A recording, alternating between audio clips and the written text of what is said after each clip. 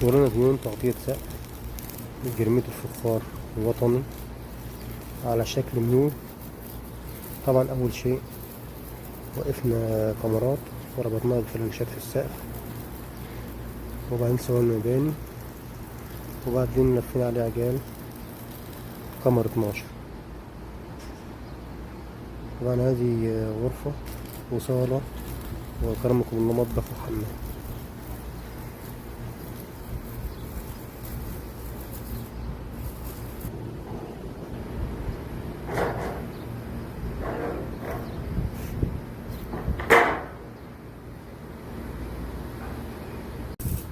وبكده تم الانتهاء من تركيب كاميرات 12 حرف اتش، والآن بيتم تركيب تيوبات 60-30 ملي وربع. المرحلة القادمة إن شاء الله تركيب أبلكاش أندونيسي 9 ملي.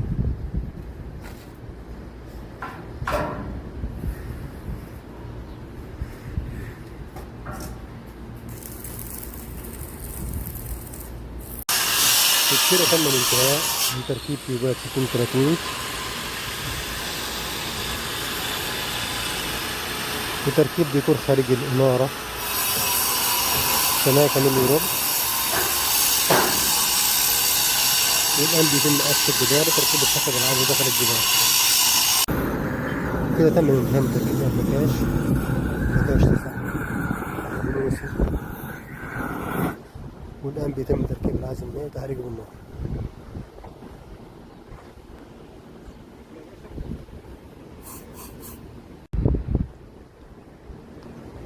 وبكده تم الانتهاء من تركيب العزل المائي داتكو فايبر ضغط 160 سمك 4 ملي. والآن بيتم تركيب تيوبات 30-20 للجرميت.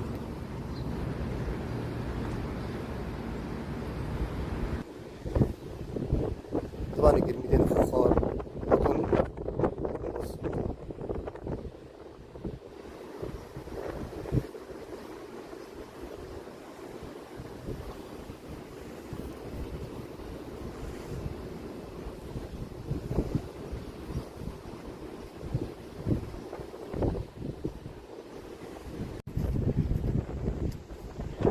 والآن بيتم اختبار المياه العذب عشان لو في أي تسريب ولا أي تهريب ولا شيء نعالجه قبل تركيب اليوم.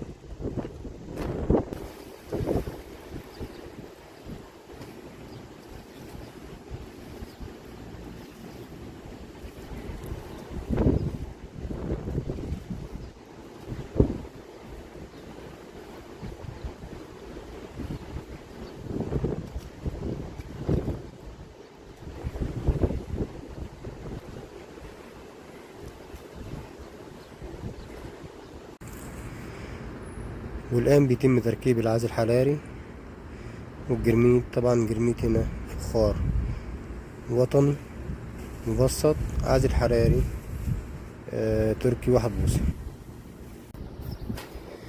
وبكده تم الانتهاء من تركيب الجرانيت.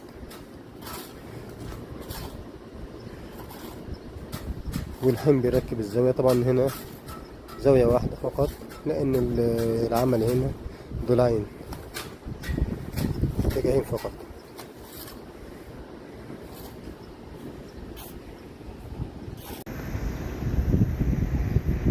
وبكده تم الانتهاء من تركيب الزاوية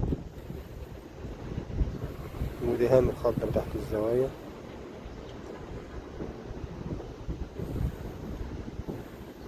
وتغسيل العمل.